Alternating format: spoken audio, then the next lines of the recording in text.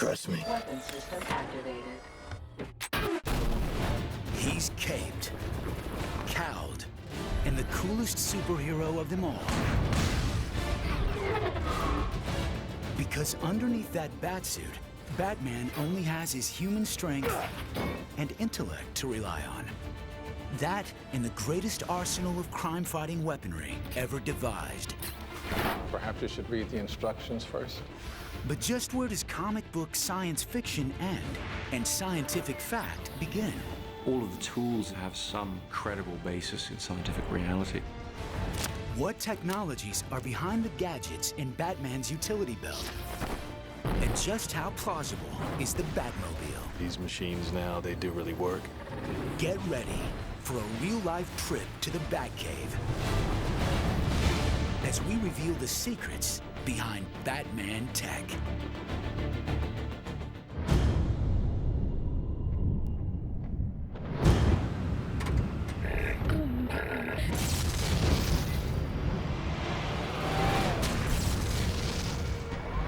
His name is known to comic book fans and film-going audiences around the world. I'm Batman. But Batman isn't just your average, everyday crime-fighting superhero. Taste of your own medicine, Doctor. He's also a multi-billionaire who can afford to outfit himself with the very latest in high-tech wizardry. The technology of Batman is important to the character because he doesn't have superpowers, and so the technology he employs, which he's able to finance through his great wealth and through his company, give him the advantage that he needs to fight crime. Batman invents out of necessity. Problem with the graphite, sir. The next 10,000 will be up to specifications. When he finds something that's lacking in his arsenal of technology, he'll go out and try to find a solution for it. So, in a certain sense, you could say it's limitless. Since his very first appearance in the pages of Detective Comics, Batman has used the iconography of a bat to strike fear into the hearts of Gotham City's most notorious arch-criminals. Where are you? Here. But unlike many other superheroes who have gene-altered gifts or possess out-of-this-world superpowers, Batman must rely on science to give him an edge over his enemies. Well, he has to use technology in order to solve crimes and capture criminals. Other superheroes just use their superpowers. Batman relied on skill and technical knowledge. Now, you couldn't really grow up to be Superman, but if you're really cool and really dedicated and really focused, you could become the Batman. Bruce Wayne, of course, is a billionaire. He can have the cutting-edge technology he wants. Doesn't matter what kind of materials he wants to buy. And he's got the best people in the world working for him. Well, what is it today? One of the great things about Batman is that he has access to Lucius Fox and his department where they come up with all these amazing gadgets. Here we are. Kevlar utility harness, gas-powered magnetic grapple gun, the 350-pound test monofilament.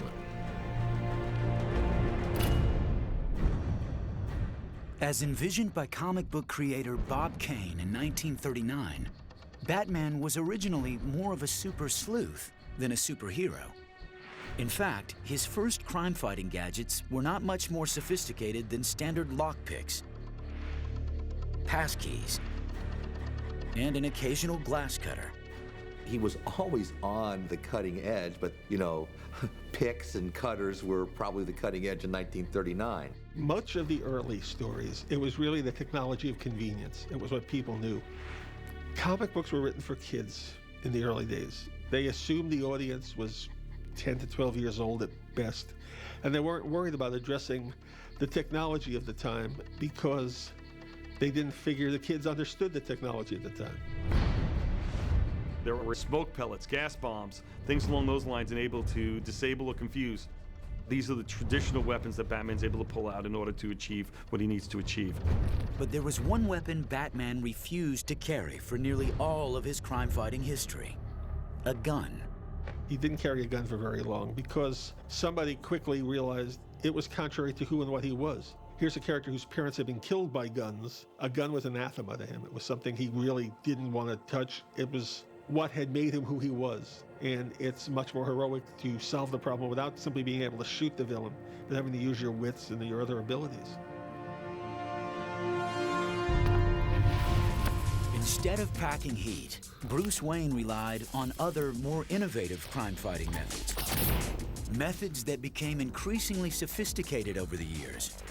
In 1940, for example, Batman used infrared night vision goggles, a technology being developed at the time by the US Navy. Night vision is heat vision, is literally what it is. If you think about light, everyone's familiar with the spectrum of the rainbow, the red, yellow, green, blue. There's also different spectrums that we can't see. And infrared is what we refer to when we're talking about the type of radiation you get from heat. So any hot body will emit this type of radiation, and you can design cameras to detect it. And so night vision is basically looking at that wavelength of light. Batman has lots of gadgets, but Batman's great thing was that many of them are all small enough to fit in his utility belt. And making things small can be a challenge, but it's not technologically impossible, and that's driving a lot of technology these days, is how can we make things smaller and smaller and still function the way we want them to. One early gadget Batman had in his utility belt was a miniature camera. The device was inspired by the ones actually being used by spies in the years prior to Batman's debut.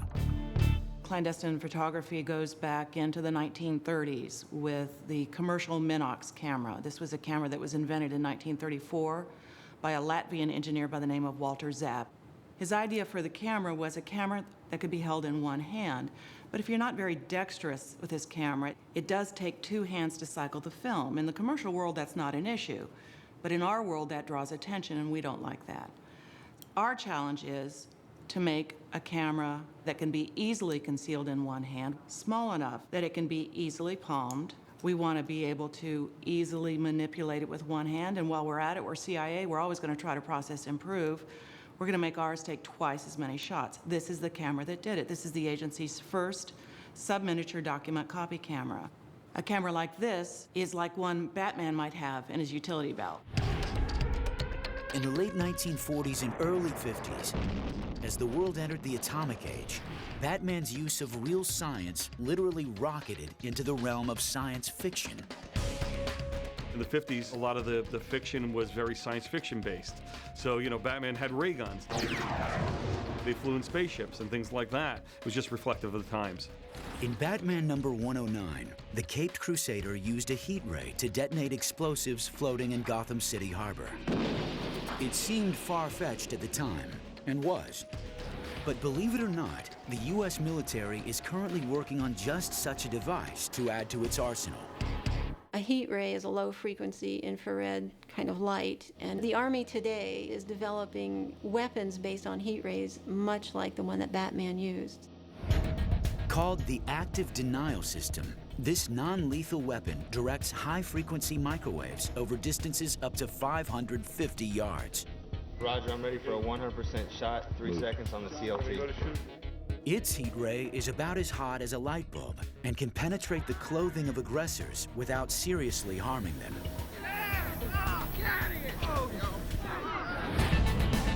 Liftoff. We have a liftoff. As the 1960s ushered in technology that fueled the space race, Batman stayed a step ahead with advances of his own. In the 60s, as computer systems, mainframes came into play, then people began to catch on to computerization. Batman had databases in the Batcave.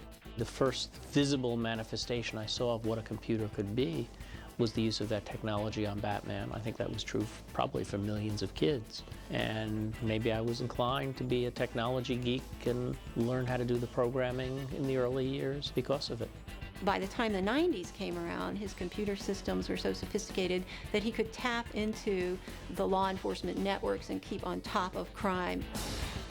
In today's world of GPS and cellular communications, the line between science fiction and science fact is getting thinner than ever.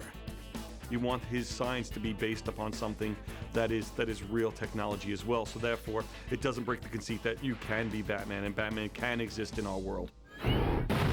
In movie incarnations like Batman Begins and The Dark Knight, Batman's weapons and gadgets have to stand up to ever-increasing scrutiny from audiences. All of the tools that he uses, therefore, have to have some credible basis in scientific reality. We really wanted to sort of address from the point of view of, yes, if you had limitless financial resources, could you focus that and apply that to creating some very extraordinary, useful crime-fighting techniques? In the Chris Nolan vision of Batman, everything has what I call a hyper-reality basis to it. So in the area of technology, Bruce Wayne and Batman would always take things and convert them from what we today would think is part of the real world. But as Batman's arsenal must meet the demands of 21st century technology, so too must his basic equipment, and that includes the most sensational suit ever worn by a caped crime fighter. Guy dresses up like a bat clearly has issues. It's the costume that transformed Bruce Wayne, would-be crime fighter, into an icon of heroism, justice, and strength.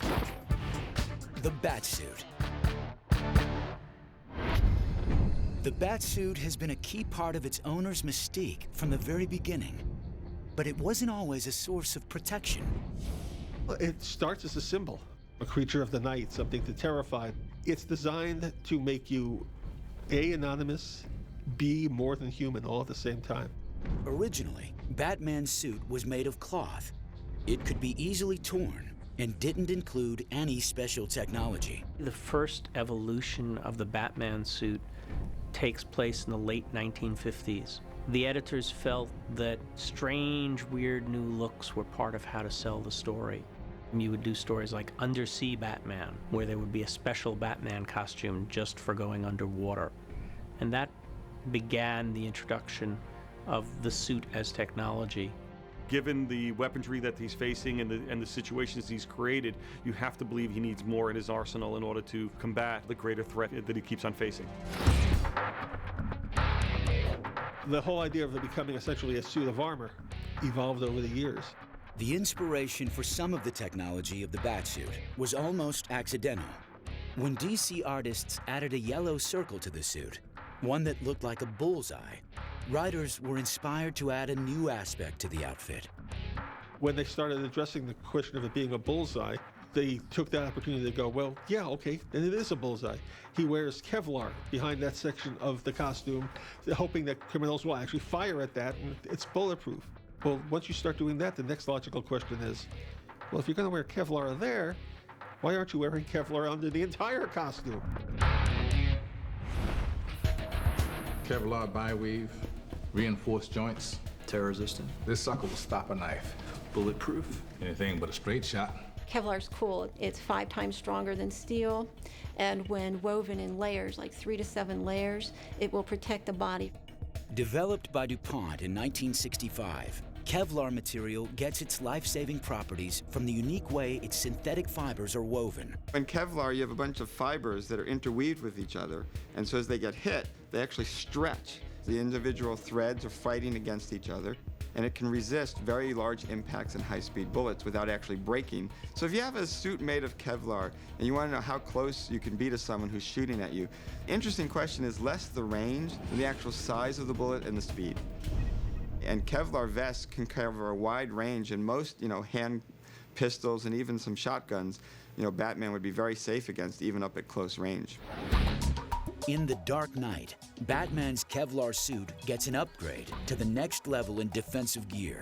I'd been looking for the story reasons for redesigning the suit, and then it occurred to me it's actually very simple. We just would have it be the real reason we did redesign it, which is he wants to be able to move faster and more flexibly. That's what we put into the story. Hardened Kevlar plates over titanium-dipped tri-weave fibers for flexibility. It'll be lighter, faster, more agile. Perhaps you should read the instructions first. We collected together, read about and looked at all these sort of Under Armour suits, what the Army use. So we just set about redesigning the suit. We see that it's made up of much more facets, like a suit of armor. The separate plates of armor of the new Batsuit are anchored on an elastic mesh. It's 110 components to this suit. we decided that smaller armoured plates would allow a crumple zone between those armoured plates and allow him more movement. The Batsuit's flexible, armor-plated design parallels an actual technology called ceramic armor, made by companies like Ceradyne Incorporated in Costa Mesa, California. Their ceramic plating has the resistance of steel, the material that's long been used to stop bullets. But ceramic plating is 70% lighter. To stop the bullet, you have to break the bullet. Therefore, you need something that is harder than the bullet. The lightest weight, hardest material known to man for these types of applications is known as boron carbide. Boron carbide is a black crystalline powder. When heated to extreme temperatures and formed into ceramic plating, it becomes nearly as hard as diamonds. So where you are right now are in the hot pressing area. This is where we take a powder and we make it into the lightest, hardest material known to man. Transforming the particles into armor begins by pouring the powder into forms and then compressing the material. The armor molds are then put into a hot press. And behind me, you can see the hot presses. These are induction heated, and they operate at temperatures close to 4,000 degrees Fahrenheit. The plates are then cooled, but they're not safe to be used as armor yet. In certain high impacts, ceramic armor plating still will shatter. But that's actually a benefit because it really dissipates the energy into the shattering of the material instead of your body. But shards of shattered ceramic plating can still be deadly if they enter the body. To prevent this lethal possibility, a special resin is fused to the back of each piece of armor to catch the broken shards. The final step is we have to put out an outer layer. The outer layer is called the spall shield. So when a bullet comes in, not only do you stop it and catch the fragments in the back, but there may be a little bit that tends to fly in the wrong direction. This will stop it. Armored protection, like Batman has in his suit, is essential to military personnel around the world. As shown in this video, taken by an enemy sniper, ceramic plating can be a soldier's best defense when under attack. The shot was aimed at the soldier's heart, but he survived thanks to his body armor.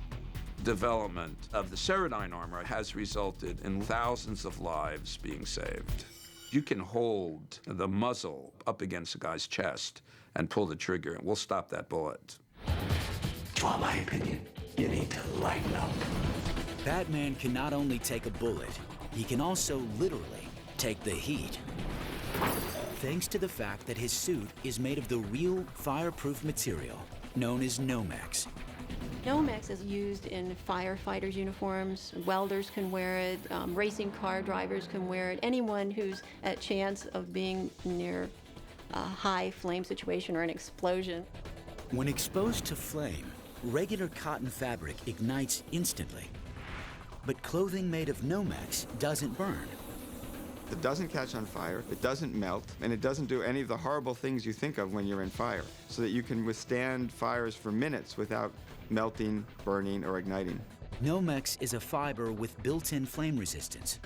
When exposed to intense heat, the fibers carbonize and become thicker, creating a protective barrier between the suit and a person's skin.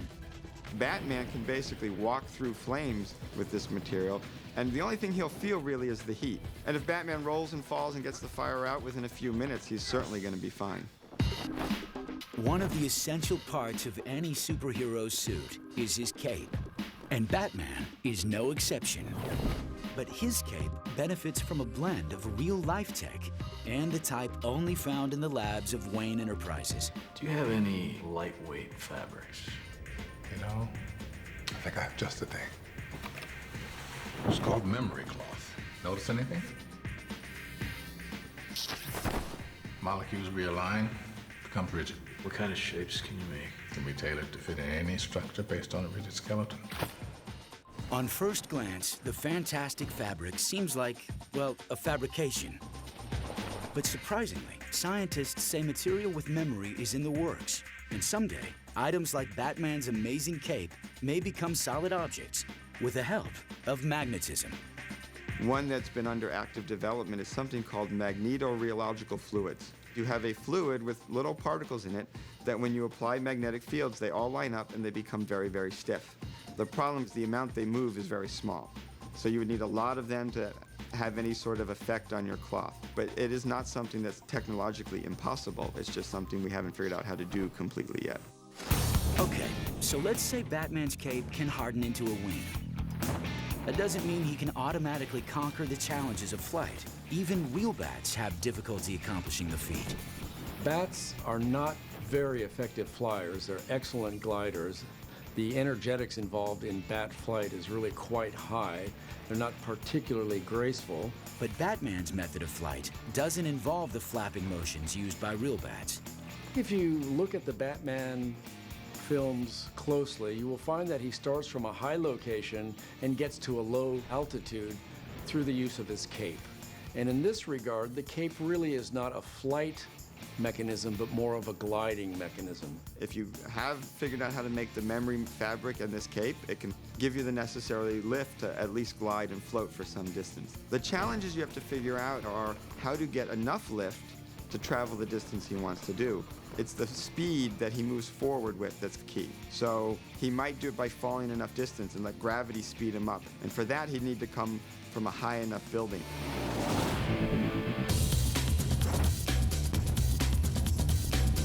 Believe it or not, people can actually glide like the Caped Crusader. In our world, we may not have Batman's transforming cape, but we do have something similar: wingsuits. The way this thing works is there's a slit right here. Air goes in the arms and fills up the suit. Actually, this whole entire suit is one big wing. The whole entire thing fills up with air, and that's kind of what helps you fly. You're not just controlled falling anymore. So a wingsuit works basically the same way that we expect Batman's cape to work. You have the fabric shaped between your arms and your body and your legs in a way that gives you an airfoil type effect, a wing-like effect that generates lift as you move forward through the air. But if you look at the way they use wingsuits, you can tell that there's some dangers there in terms of the way Batman uses his cape, is most of the people using a wingsuit also have a parachute for the last bit to get them down to the ground safely. Of course, not all of Batman's technological tricks are in his suit. For others, you have to look closer. Inside the most mysterious and versatile toolbox in superhero history, the utility belt.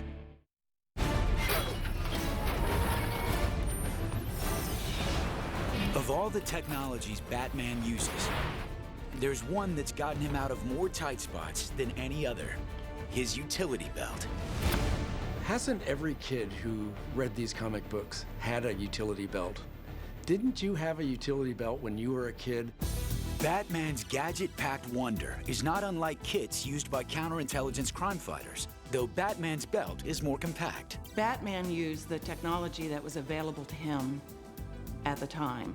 Our traveling technical officers do the same thing. They carry a small kit with commercially available items. The kit even contains lock-picking devices, just like Batman's, but ours requires special membership and ID.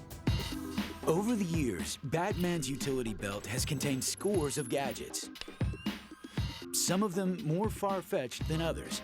I always thought the rebreather was very cool. A rebreather is something that you sort of fit in your mouth and allows you to breathe underwater for a short period of time, longer than you could by holding your breath. But many of Batman's gadgets are based in real technology. Take, for instance, his flexible fiber optic periscope. Fiber optics are very common materials now. You can see them in a lot of kid toys. They're the nice little glass fibers at the end that shine the lights out the end. And basically what you do is bend light. Then as the light tries to bounce out of the tube, it actually reflects back in. We call this total internal reflection. The light stays inside the device. Even if you bend it through a fairly sharp angle or curve, it's the properties of the material it's made out of that keeps the light inside the fiber. And so you can take this periscope made out of fiber optics and bend it around corners and twist it around as much as you need to get where you want to look, and the light coming in one end will come out the other, and you can see what you're looking at. It's you, isn't it? The other kids won't believe me. Of course, other tools in Batman's belt are more lethal. His thermite bombs work like hand grenades do. What Batman would be very successful at is getting through doors, windows.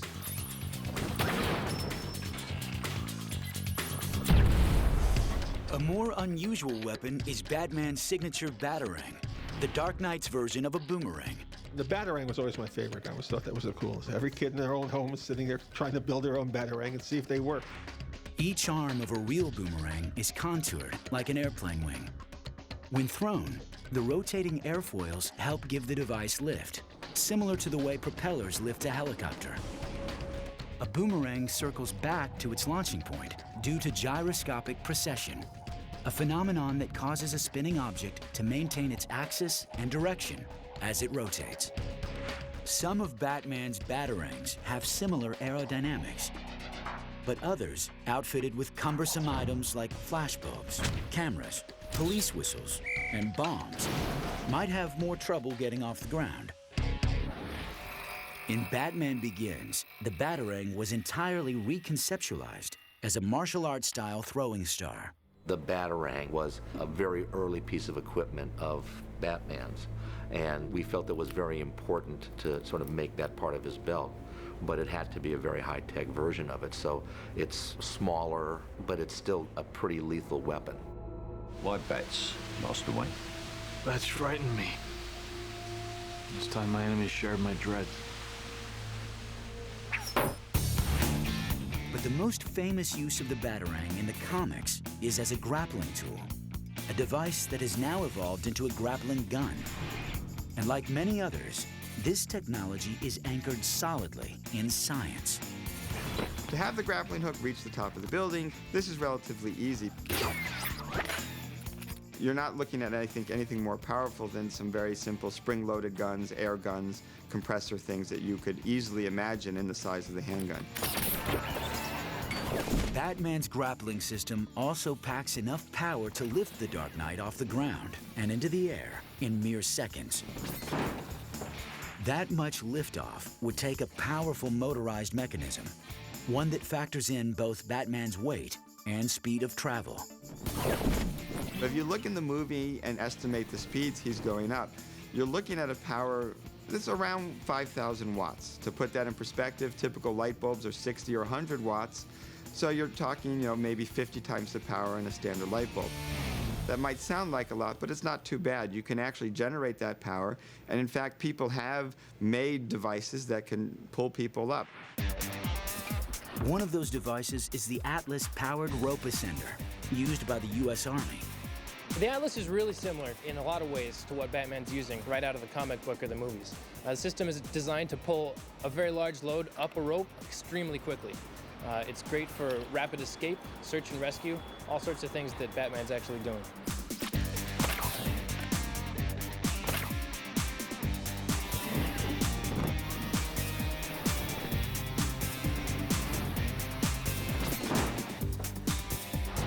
The Atlas also lets its user do a controlled descent down the side of a building or mountain. And its mechanism is relatively simple. It's a lot like a capstan winch on a sailboat. And the capstan basically gives you a very strong circumferential grip around something round when you apply a load to the rope. To engage the rope, you simply wrap it around that capstan winch mechanism in the device, close the lid, and pull the trigger. To operate it, it's like a portable drill, variable speed trigger. You pull the trigger more, you're going to go up faster. Built for combat search and rescue and other vertical tactical operations, the Atlas can swiftly lift over 500 pounds. So just like Batman's grappling system, carrying two people isn't a problem. A fully loaded soldier is always going to weigh at least about 300 pounds. In the infantry, the lightest pack load that men have is about 75 pounds. From there on, it only gets heavier. So we want to be able to accommodate a soldier and a fully loaded pack at all times. Additionally, if you need to use this device for rescue, it makes it so that you can clip yourself and an additional person in and lift them both at the same time. We built more like a truck that's for vertical operations. So this system's rugged, it can be used a lot, it's got very long battery life, and can lift a very high load repeatedly. So this is more of a utilitarian system than what Batman actually has. Batman's utility belt may be the ultimate in compact crime fighting, but the Caped Crusader doesn't always think small. And Batman tech doesn't get any bigger or cooler then an automobile that's become a pop culture icon. At least tell me what it looks like. Never mind. What's that? Well, the tumbler? Oh, you wouldn't be interested in that.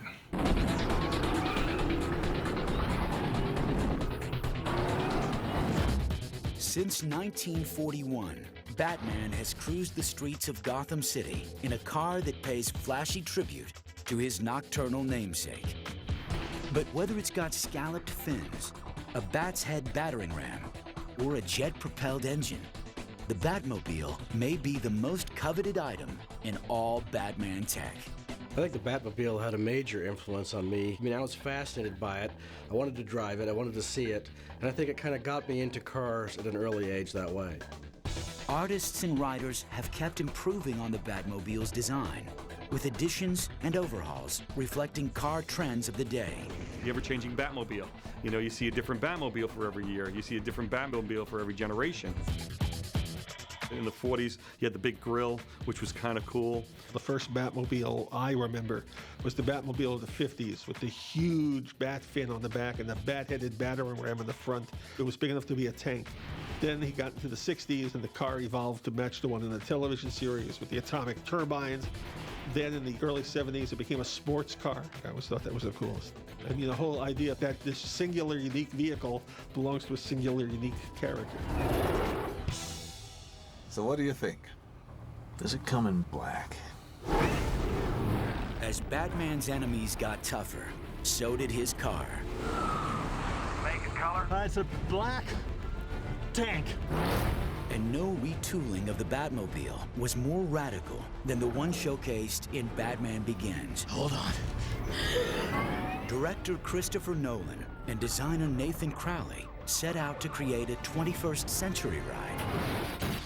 One whose practicality and power would help set the tone for the entire film. The purpose of redesigning the Batmobile, which we call the Tumbler, was to have it have capabilities that we felt a crime fighter would need to have in the modern day. The tumbler, that was the first thing we designed, because I felt that if we could show the studio what the Batmobile was in our world, they'd get a handle on what everything else would be. Action! I felt that we needed a new contemporary approach in order to believe in the utility of this vehicle. So what I proposed was a cross between a Lamborghini and a Humvee, something that would have the presence of almost a tank-like vehicle, but also with the speed and grace of a sports car. She was built as a bridging vehicle. During combat, 2 of these would jump over a river towing cables. So by definition, it needed to have a jet engine in it to allow it to jump over rivers or whatever in order to take the equipment across. It needed to have armor to protect it from taking hits. Also has the ability to drive in a stealth mode with an engine that's incredibly quiet, so it can sort of disappear into the environment. I lost him. We lost visual. It's a pretty cool piece of equipment. The Tumbler seems surprisingly realistic, but how much of it would actually work? Let's start with the aerodynamics. In spite of its weight of about 5,000 pounds, the Tumbler can achieve impressive speed. The Tumbler is a big, bulky, tank-like machine, but probably can go about 120, 130 miles an hour. Credit goes to its surprisingly sleek design. Just as airplane flaps generate lift to make a plane go up, the Tumbler uses flaps to push the vehicle down and achieve greater velocity. The theory behind it is that it's got all these little aerofoils on the outside that all make tiny little wings, instead of having one big as an aircraft. The other key aerodynamic element, surprisingly, is the airflow under the car. And this is actually what racing cars use. If you can design that air under the car to go significantly faster than the air on the top of the car, you get low pressure under the car, and the high pressure on top pushes you down on the ground.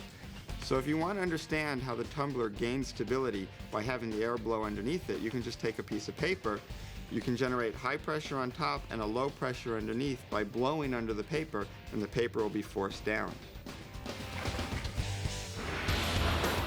Speed is one thing, but how does something as large as the tumbler manage to maneuver so well? Weight does have a great effect on maneuverability. You have all this mass you have to move around. It's transmitted through the wheels and tires to the road. Really, got to hand it to the designers, automotive-wise. It's quite a feat of engineering. They seem to have each wheel is kind of balanced out by itself without an axle running across the middle. Both wheels are totally independent, so one wheel can actually stop, and the other wheel can rotate so the thing turns right on a dime. And it can do that at any speed. That's what's so amazing about it. I gotta get me one of those. The tumbler is designed to get some of its momentum from a jet-powered engine. Another detail rooted in reality. Jet-powered cars have been used to set land speed records, and they've even made brief trips into the consumer world. They've tried to use jet engines in cars throughout history. 1963, Chrysler introduced the turbine car. 50 models they made had a jet engine in it. They only gave them to about 200 customers for 3 months each. It was a very experimental program. Most people who drove it loved it. Unfortunately, the car wasn't great on gas mileage. It's a very complicated car, and it kind of died a few years later. Over here on the throttle, flip that open and throttle up. This will boost you into a rampless jump. Right now! On screen, the tumbler can also make unassisted or rampless jumps. If it comes off perfectly parallel to the ground, it's always going to fall a little bit. And so if it's jumping to something that's a little bit lower, it's okay. If it wants to jump to something at the same height or higher, it needs some form of lift, or it needs to come off at a slight angle. The way you could do this is imagine a little bit of a wheelie as you take off. You don't actually need a ramp to get a little bit of vertical velocity, especially since you've got the jet engine on the back to give you that extra thrust. You just get the front end of the car up a little bit, fire your jet engine, and now you're going off at an angle.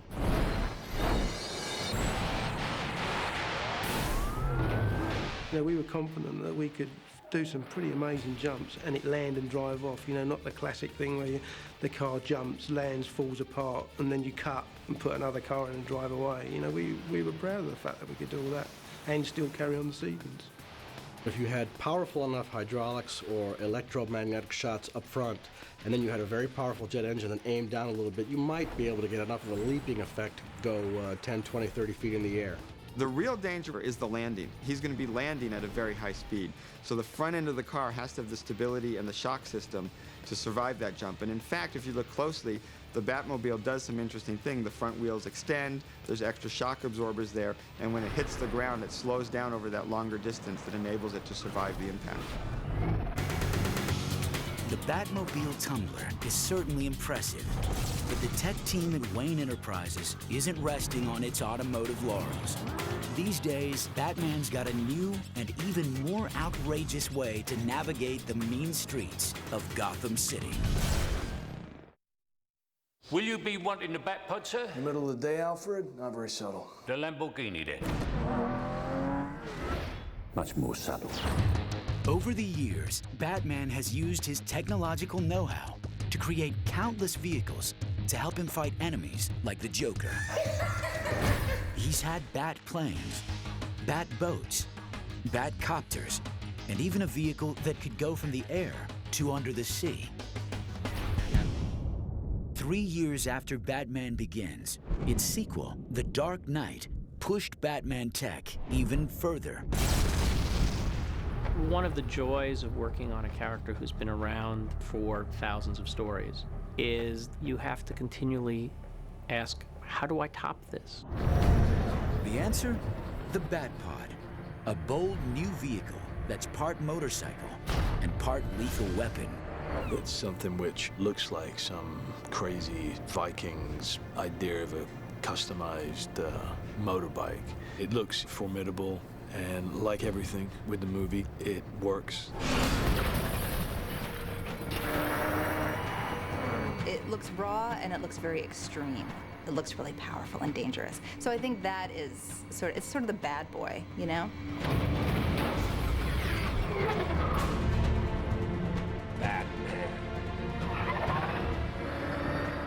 task, as usual, was to build something that could really go fast, make turns, you know, the usual outrageous, you know, parameters. It really had to belong to the same family as the Batmobile, so that's where we started.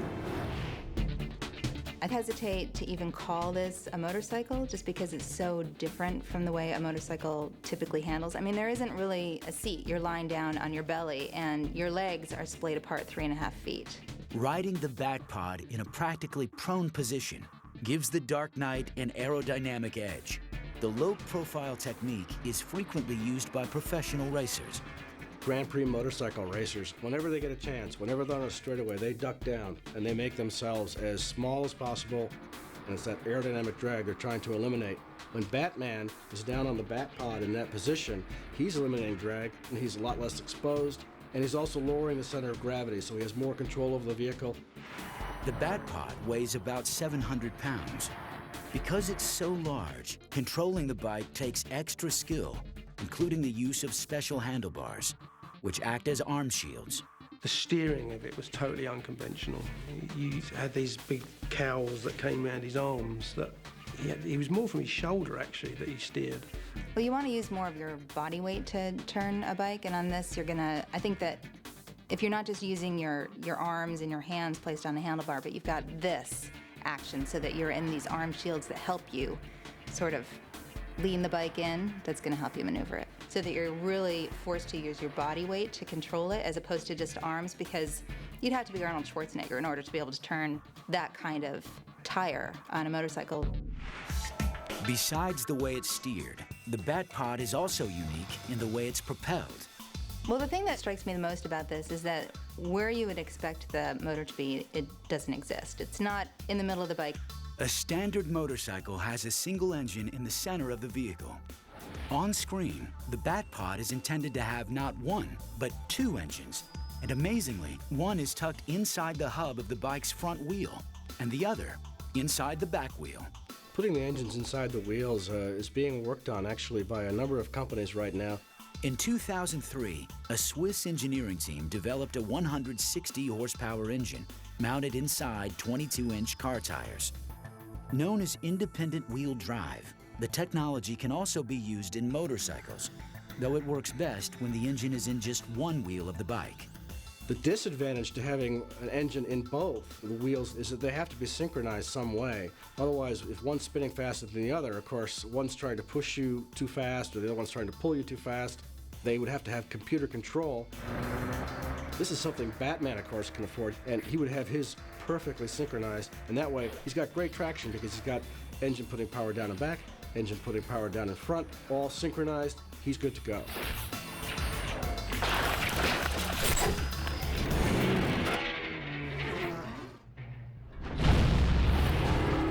Today, thanks to scientists and engineers who've been inspired by the gadgets in the Dark Knight's world, Batman's technology is no longer just fantasy.